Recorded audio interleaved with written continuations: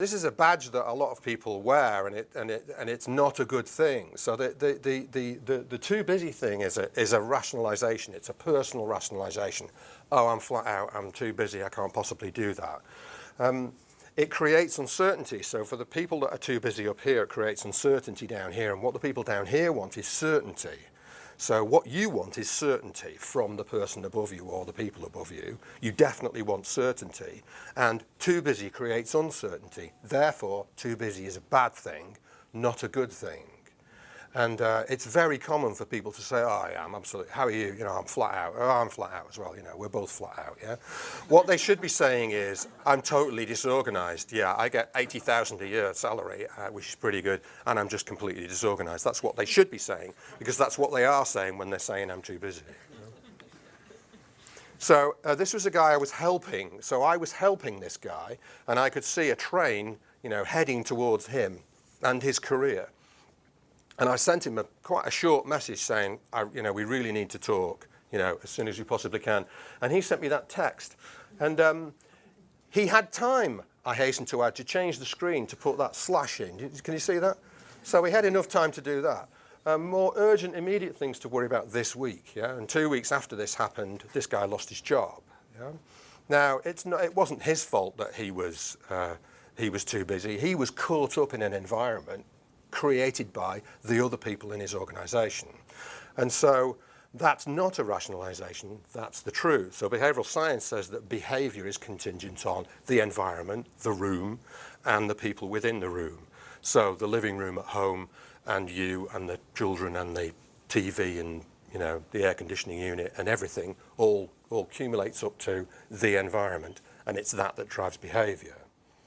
So if you want to get your young children to go to bed, and you ask them to go to bed with the TV on, yeah, that's probably a bad thing, and they probably won't take much notice of you. However, if you change the environment and switch the TV off, and then ask them to go to bed, that increases the chances of them going to bed. Okay, that's a very short lesson in behavioural science. So what we're supposed to be doing is focusing on wealth creation. What you're supposed to be doing is focusing on wealth creation, and what I mean by that is getting the economy of Christchurch back.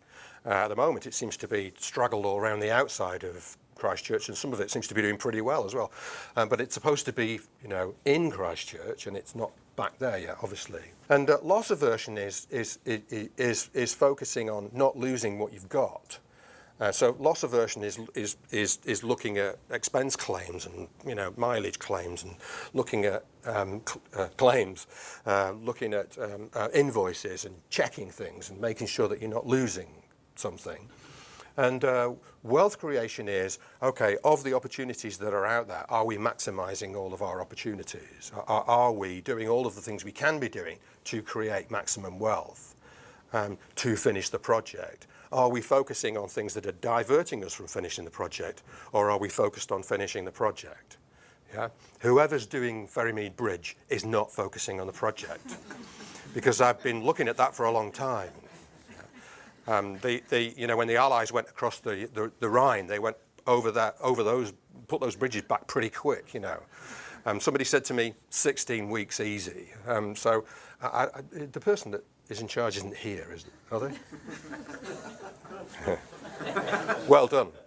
Okay, so I think you're focusing on too much on loss aversion and not enough on wealth creation.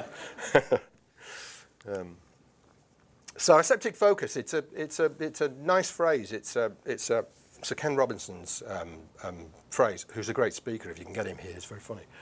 Interesting, I mean.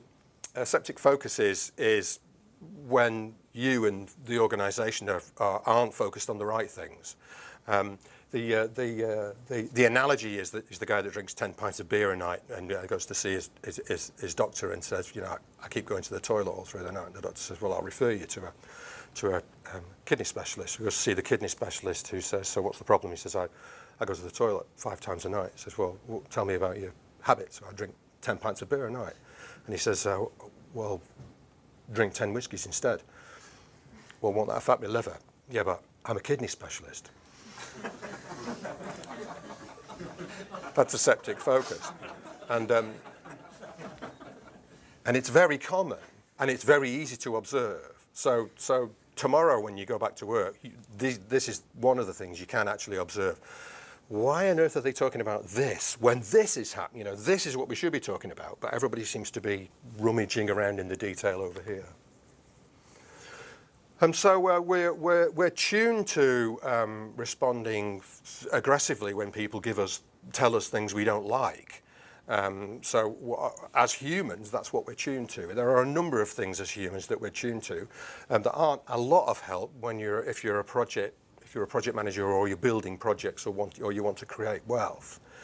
So our instincts aren't that great. If somebody says to you something that they feel strongly about that they think you need to know, then you must always say, thank you very much for telling me. You know, you can go away and ignore what they've said, sure, but if you want to receive feedback from people, then you need to reinforce it every time you receive it.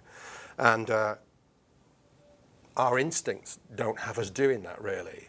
Our instincts have us responding badly to feedback, which is why there's so little feedback around. So finding out what everybody else is, talking about when they're talking about us when we're not there is a good thing.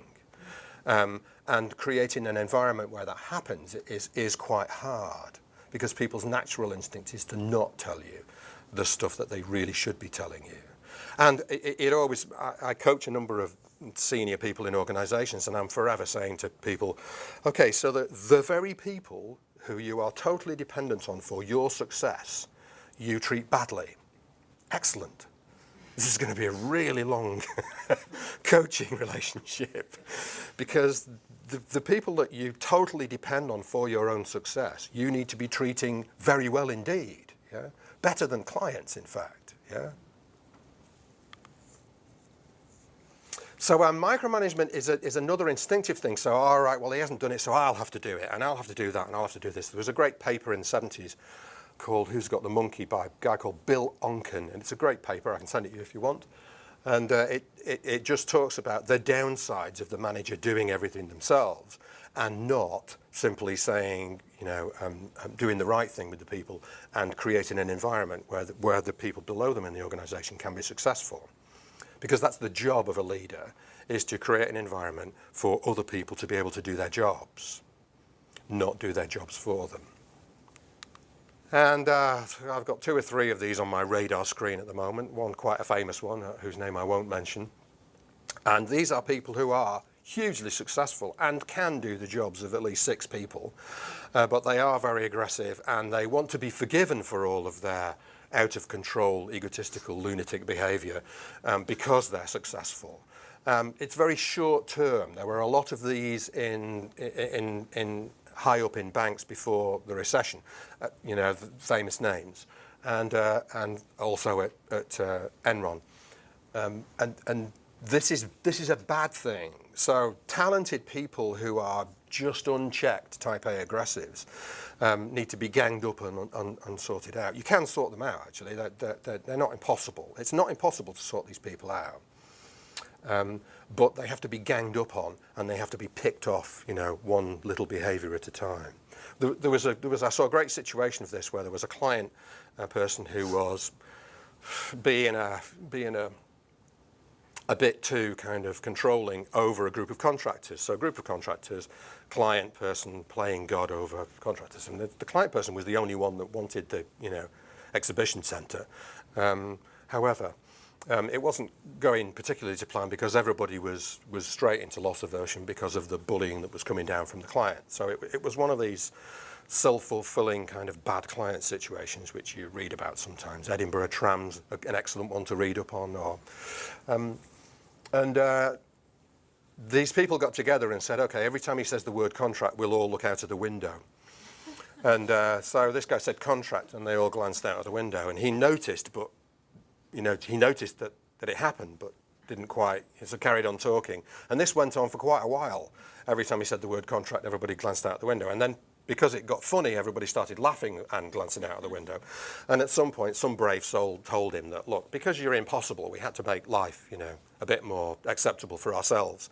So we've devised this, you say the key word and we'll all look out the window. And he went, bananas. But then after a bit, you know, shock, anger, fear, disbelief, acceptance and regret, he finally got there and said, okay, all right, let's talk about how we can go forward, you know, constructively. So they made a way of changing the environment so that the lunatic recognized that he was, you know, and he never said, yes, I'm a lunatic, but he did recognize that it was counterproductive what he was doing. So those kind of things are good things to do. So I want everybody tomorrow when they're in a meeting, if they heard the word contract, just glance out the window. Or if there's somebody in the room today that you know and you hear the word contract, just glance at them. Yeah. I'm not just, you know, suggesting mischief for mischief's sake. Leaders who go and see supervisors and don't see managers on the way, or managers who go and talk to the workforce and bypass the supervisors, that's called rank jumping, and it's very destructive. Yeah. Okay, nobody does that here, I could tell by the looks on your faces, so I'll just move on. You can create the conditions for honest feedback, but there's a very, very easy way of doing it. And the easy way of doing it is get some wireless response devices. So you put a question up on PowerPoint and you let people vote. And nobody knows who voted what. We could have done it today. Maybe if we do this next year, we can do that. We could demonstrate it here. But it's just phenomenal, the difference between asking people whether they're happy with what you've said, because everybody says yes, and actually having a vote on something. And a number of people that have done our courses they're having their meetings now, and they test for knowledge at the end of the meeting. And if you're prepared to do that, it's a bit depressing because you discover that only 50% of the people actually understood what was said in the meeting. Then you have to go back, yeah? But there are a number of companies now who do safety inductions, for example, and instead of getting the workforce to sign that they attended, they test for knowledge, and if you don't get 100% right, you do the, you know, they do the induction again. 20-minute induction, 10-minute test. You have to get all of it right. In the driving test in the UK, you have to get all of the written part right now. So it's a way of putting consequences in the way of learning.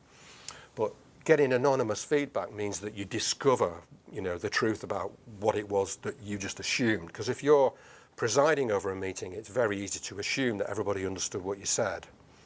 And you know, if I tested you at the end of this talk on stuff that I'd said, you know, average scores 30-40%, looking at you maybe 60-70. And we do plenty of these. I'm not such online surveys are. Nobody believes that it's anonymous. You know, you fill in an online survey and you think, I'm gonna be cautious about how I answer this. Whereas with the anonymous survey, with the voting buttons, you can get people to swap them around after every question, so nobody could track it. You know, it couldn't be tracked, and we get a 50% shift to the left, going from online surveys to truly anonymous surveys. It's worth doing. This is a genuine one, and this one highlighted that there wasn't that much objective feedback on work performance from managers, and so I sit down with my manager each month and agree my priorities was very low. So people were saying, no, I don't, even though the organisation was saying, yes, we do. This is what we do, the organisation was saying, and the staff were saying, no, we don't. So it's worth getting, feedback. So what could you do now? As I said at the start, sustainable change shaped over time. You can have a sense of urgency like an earthquake, and the Harris fencing can come out and you can cover things up, and everybody has that shot of adrenaline. But sustainable change has to be shaped over time, and that means that each part of what you want to change has to be dealt with one at a time, and not many people have the patience to do that, even though that's the only successful way you can do it. It's the same for for your children. It's the same for getting them to do their homework. It's the same for all interactions between humans. If you want change, you have to look at things as shaping steps, one at a time, not everything.